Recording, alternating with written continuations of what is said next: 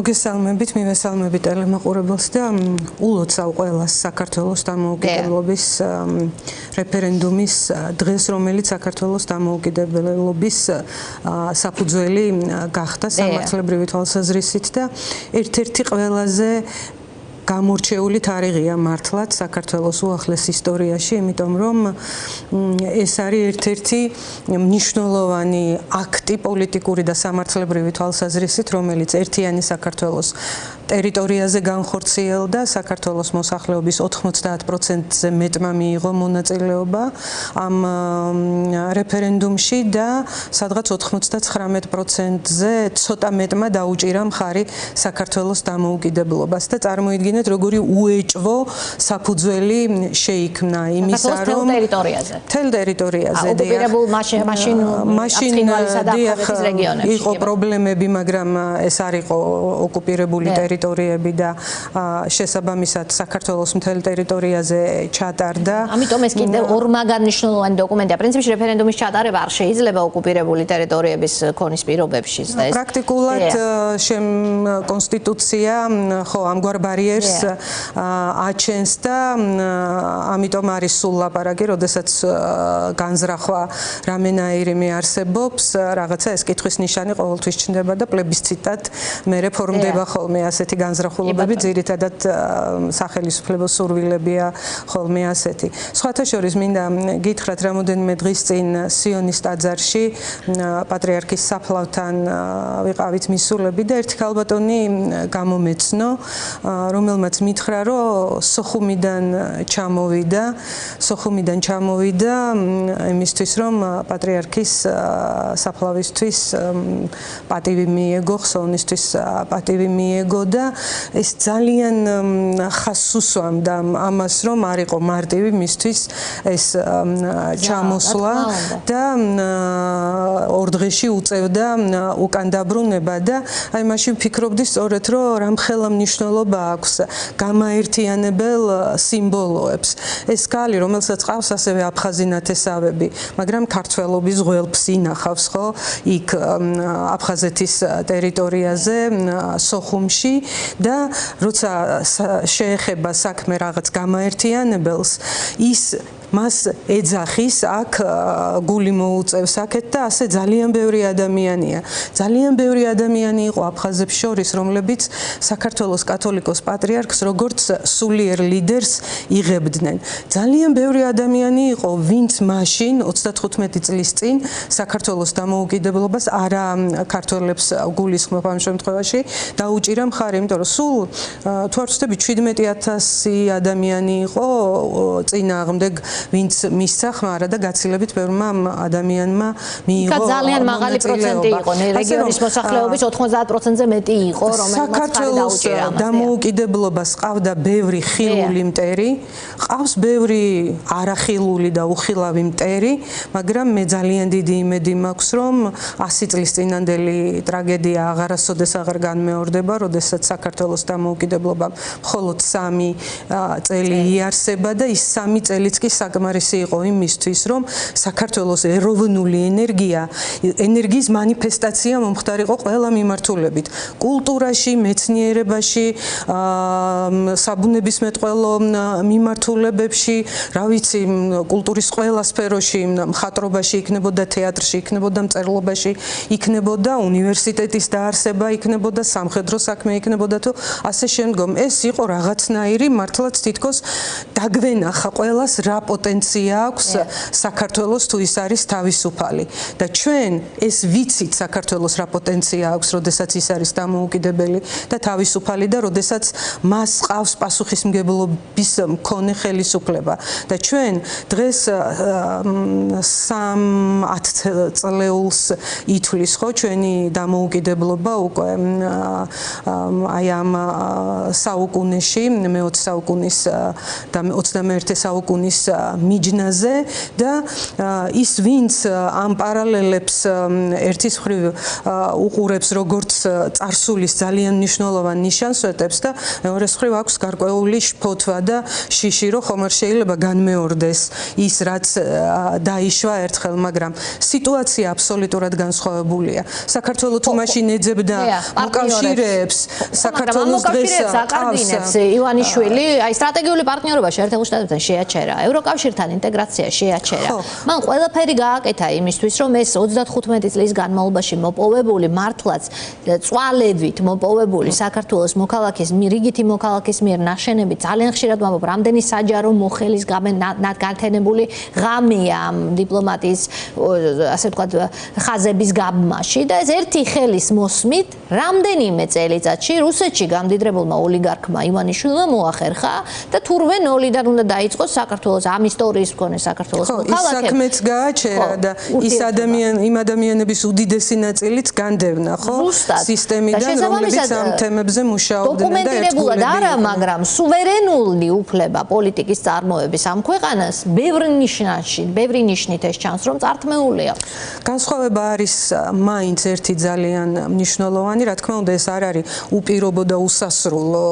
იმიტომ რომ სადღაც შეიძლება მართლაც გაწყდეს ეს მოცემულობა, მაგრამ ამ ეტაპზე თელმა დემოკრატიულმა სამყარომ და საქართველოს პარტნიორებმა და გულშემატკივრებმა იციან, რომ ბიძინა ივანიშვილის ნება და პოლიტიკური განზრახულობები არ ემთხვევა ქართველი ხალხის ნებას და პოლიტიკურ არჩევანს. და შესაბამისად, ეს ქმნის სწორედ იმას, რომ აი ბევრი საუბარი იყო ხო ამ დღეებში რუბიოს ზართან დაკავშირებით და ბევრი შეიძლება ხო რაღაც კითხვის ნიშანი თუ მოსაზრება იყოს, მაგრამ ერთი არის უდავო ამ შემთხვევაში და ვერავინ ამაზე ვერაფერს ვერ იტყვის, რომ ამერიკის შეერთებულ შტატებს საქართველოსთან ურთიერთობაზე უარი არ უთქვამს. ქართველ ხალხთან ურთიერთობაზე უარი არ უთქვამს. ამას ამბობს ევროკავშირიც, ამას ამბობს ყველა სხვა ჩვენი პარტნიორი მიუხედავად იმისა, რომ ბიძინა ივანიშვილის ხელისუფლებისაგან აბსოლუტურად გეთანხმებით მათ მიიღეს სრულიად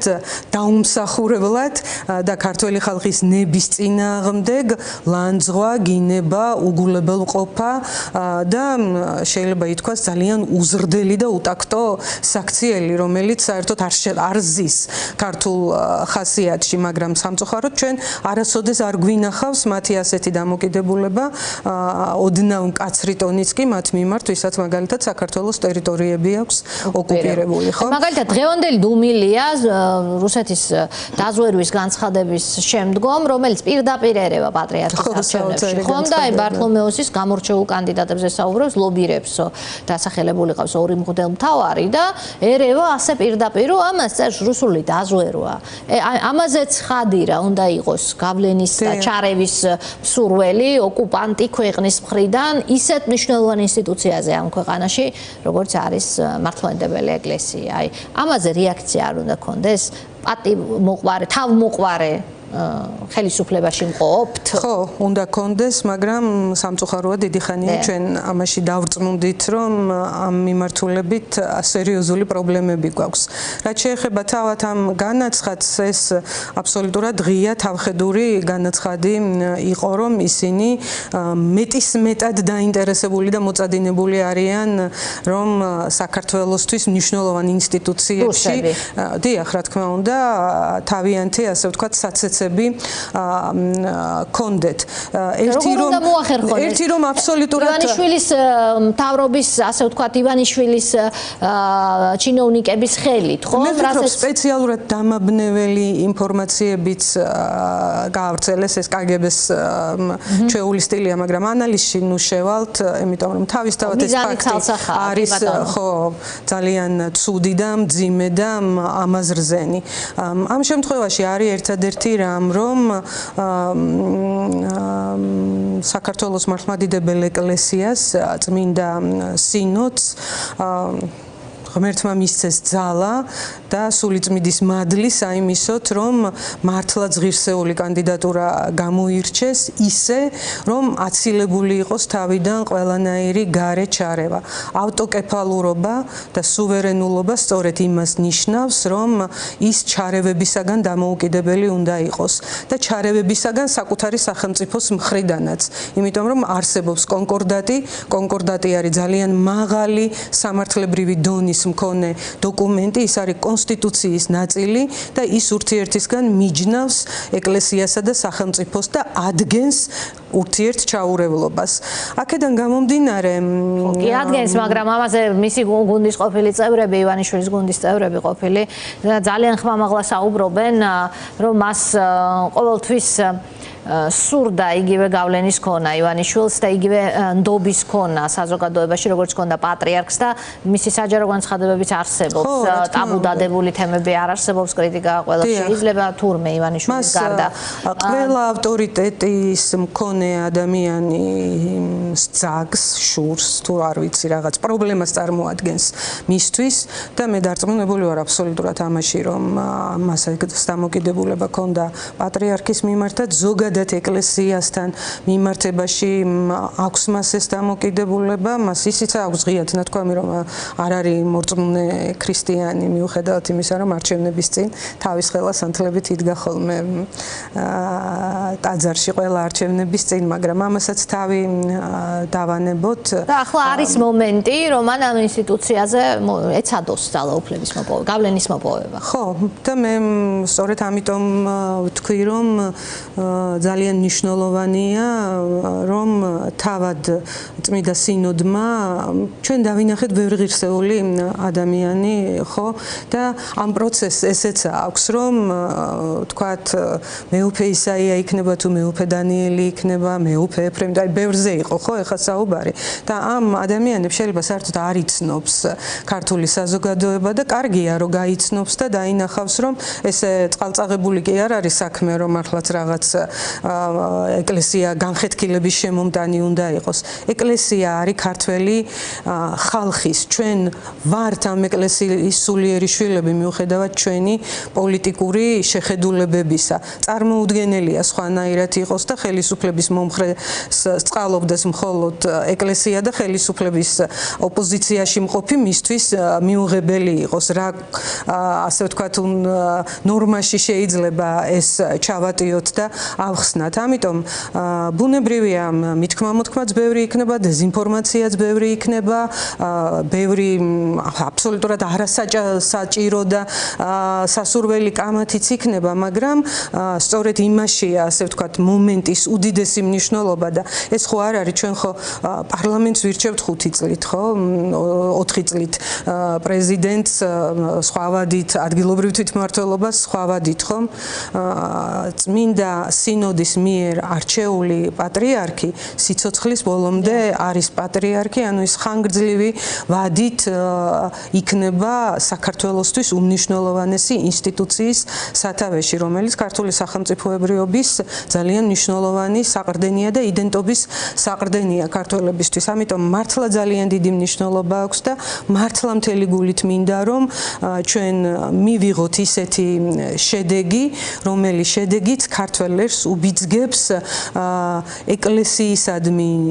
ნდობის გაღვივებასა თუ ვისაც არა აქვს აღდგენაში და იმაში, რომ ჩვენ აი ამ ძალიან რთულ მოცემულობაში ღვთის რწმენა და მფარველობა ნამდვილად გვჭირდება და ჩვენს ქვეყანას ჭირდება და ის რაც ისტორიულად ჩვენი ფესვებიდან მოდის, ის რაც ძალიან გვეძვირფასება, რომ გქონდეს იმის უნარი, რომ ეს შევინარჩუნოთ და მაგალითად არ იყოს პრობლემა ისეთი, როგორცაც ვხედავთ, თქვათ, მატერიალურად გამოხატულს გელათში, როგორცაც ვხედავთ უამრავ სხვა ძეგლზე, იმიტომ რომ მატერიალური კულტურის თვალსაზრისით ეს არის ის, რაც ისტორიამ ჩვენამდე მოიტანა. სულიერი კულტურის თვალსაზრისით კიდევ არის უამრავი რამ, ხო, ლიტერატურა, ფრესკული მხატვრობა და ეს ყველაფერი ერთიანობაში ქმნის აი ამ ქართველის ცნობიერებას, იდენტობას მშენებლობას და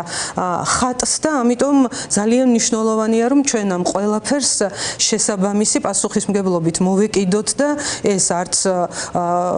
საეგზარხოსოა რუსეთის რომ მათ განსაზღვრონ რაღაცები როგორც უნდათ რომ განესაზღვრათ და სამწუხაროდ გარკვეულ პერიოდებში წინა საუკუნეებშიც და შემდგომშიც ამას ახერხებდნენ მაგრამ თუ ჩვენ გვიყვარს ჩვენი პატრიარქი რომელმაც სწორედ ამ მიმართულებით ძალიან ბევრი და დიდი ღვაწლი გასწია და თუ ჩვენ ვაფასებთ მის მოღვაწეობას როგორც ეპოქალურს ასევე ამ ეპოქალურის საკადრისი გაგრძელება უნდა იყოს ის რაც მოხდება ამ მოახლოეს პერიოდში. კი ბატონო და რომ დავუბრუნდეთ შეერთებული შტატებისა და საქართველოს ურთიერთობის თემას შეერთებულმა შტატებმა სტრატეგიული პარტნიორობა საქართველოსთან შეაჩერა ირაკლი ყობახიძის ცნობილი განცხადების 28 ნოემბრის განცხადებიდან რამდენიმე დღეში როცა მან გამოაცხადა რომ ევროინტეგრაციას აჩერებს ქვეყანა ამას მოყვა სტრატეგიული პარტნიორობის შეჩერება და ზარი რომელიც განხორციელდა რუბიოს მხრიდან ზუსტად ყობახიძესთან და სიმბოლურია რომ 31 მარს ხდება ამაზე საუბარი პირველ რიგში რეგიონული კონტექსტით იყო გათვალისწინებული საერთო ინტერესები რეგიონში უსაფრთხოება ეს იყო აქცენტირებული მაგრამ რის მიღებას ცდილობს აქედან რეჟიმი ანუ რა სჭირდება ახლა რეჟიმს ლეგიტიმაციის პრობლემის კრიზისში ანუ რაზე კაპიტალიზდება ის და რის მიღწევა შეეცდება თქვენი აზრით რა უნდა იყოს ოპოზიცია ფრთხილად რომ ან პროპაგანდის ნიაღვარმა ან კიდევ ისეთმა ნაბიჯებმა რომელიც ქვეყნის ინტერესში არ არის კიდევ უფრო არ გადაშეხოს ეს ქვეყანა რუსული გავლენის სფეროს ხო ჯერჯერობით ჩვენ ნახეთ მათი სიხარული რომ მოხსენიებული იქნა ოფიციალურ განცხადებაში როგორც პრემიერ-მინისტრი და რა ვიცი ხა მე მგონი არ გვახსოვს ასეთი პრაქტიკა რომ ეგრეთ წოდებულ პრემიერ-მინისტრად ვერავინ ვერ მოიხსენიებს მაგრამ ის პაუზა როგორც თქვენ თქვით და ის ცუდი დინამიკა რაც იყო და არის ამ ურთიერთობებში და განსაკუთრებით გაჩერებული სტრატეგიული პარტნიორობა როცა ჩვენი მეზობელი სომხეთი ახლა აღწევს ამას და დგამს ამ მიმართულებით ნაბიჯებს სწორედ მიანიშნებს იმაზე რომ საქართველოს ხელისუფლება ერთადერთ რამეზეა ორიენტირებული უпростоრად ბიძინა ივანიშვილის ინტერესები ერთ რამეზეა ორიენტირებული რომ მან თავისი ფინანსური ინტერესები დაიცვას სანქციებისაგან დაიცვას სხვაგვარი შემოტევებისაგან და საქართველოში ძალაუფლების შენარჩუნება მისთვის არის მხოლოდ ფინანსური ინტერესების დაცვის გარანტი და მაგალითად ეხა ვინმე რო კითხოს ალბათ ირაკლი ყობახიძეს და ქართული ოცნების აი ამ ექსპერტულ შემადგენლობას გუშინ რო ჩიოდნენ დიპ სტეიტმა ამერიკის შეერთებულ შტატებშიც დაამარცხა პრაქტიკულად ტრამპის ადმინისტრაცია ამ შემთხვევაში რუბიო როგორც დიპ სტეიტის წარმომადგენელი ლაპარაკობდა მათთან თუ რამე ნიშანი დაინახეს სხვა ხო ისინი ამ ტყუილებით ცხოვრობენ და ძალიან შეურაცხმყოფელია თვითონ კი არ ცხოვრობენ ცდილობენ რომ საქართველოს მოსახლეობა კვებონ ამ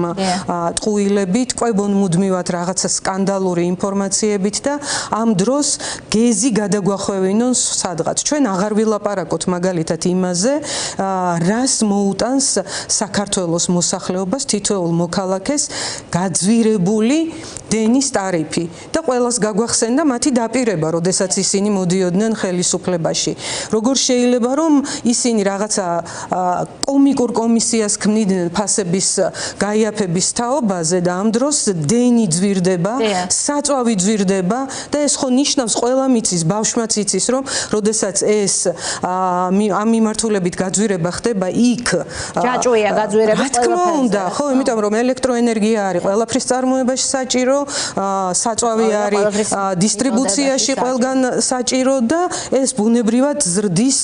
ხარჯებს და ხარჯების გაზრდის შემთხვევაში რანაირად შეიძლება რომ შემცირდეს ხომ თვითღირებულება ამიტომ ეს ყველაფერი რომ იქნას უკანა პლანზე გადაწეული ამიტომ შემოაქვთ მათ სულ მოგონილი თემები ამიტომ ლაპარაკობენ ისინი სუტყუილებზე ამიტომ არიან გადართული რომ ვიღაცა თურმე რაღაც ეროვნულ ღირებულებებს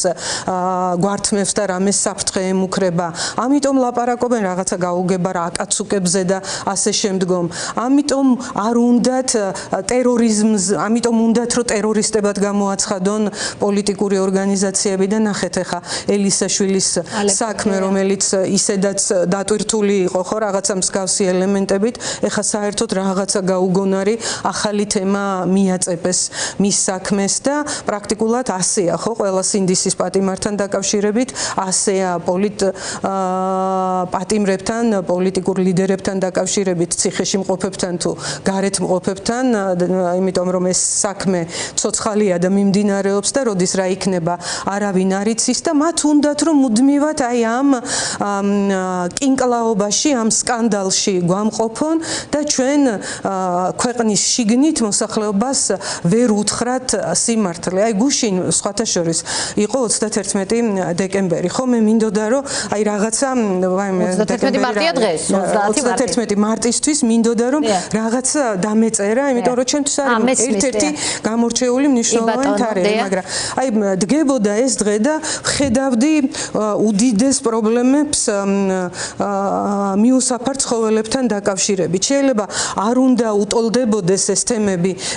ერთმანეთს, მაგრამ თემა, პრობლემაა და ჩვენ ხედავთ რომ ყოველდღიურად საქართველოს ქალაქებში მიუსაფარი ცხოველების ბედი გახდა სურსათის უვნებლობის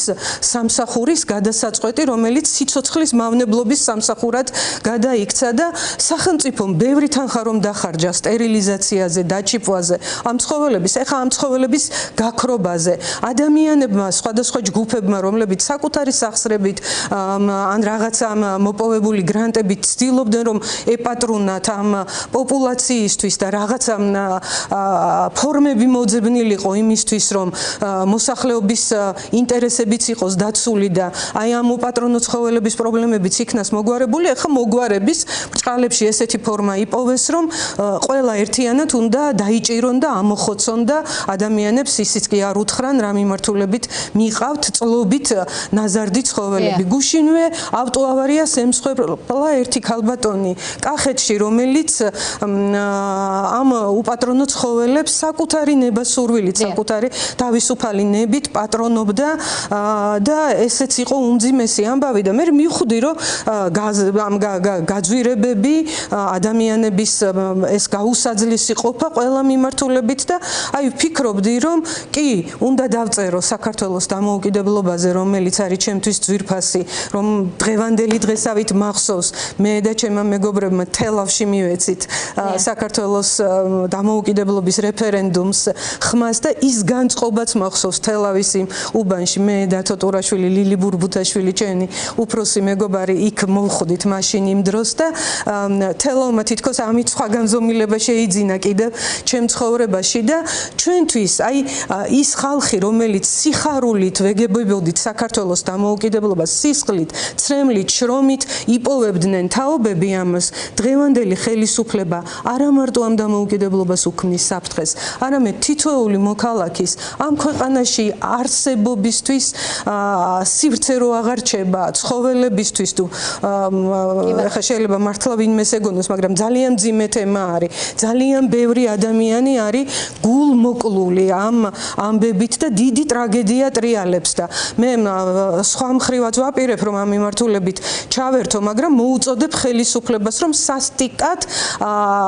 სასტიკ დანაშაულს ჩადის და სასტიკად მოუბრუნდებათ მათ ეს შეწყვითონ დაუყოვნებლივ ეს არაადამიანური ქმედება, რომელსაც ისინი ჩადიან მთელი საქართველოს მასშტაბით მიუსოფარ ცხოველებთან მიმართებაში და კიდევ ერთხელ ულოცავ მთელ საქართველოს დამოუკიდებლობა იმიტომ არის ძვირფასი და მნიშვნელოვანი, რომ ჩვენ არა მარტო სახელმწიფოს ძლიერება მივიღოთ, არამედ ამ სახელმწიფოში მოვაწესრიგოთ ყველა მიმართულება და ყველა სფერო და ადამიანები გრძნობდნენ დაცულად და ბედნიერად თავს.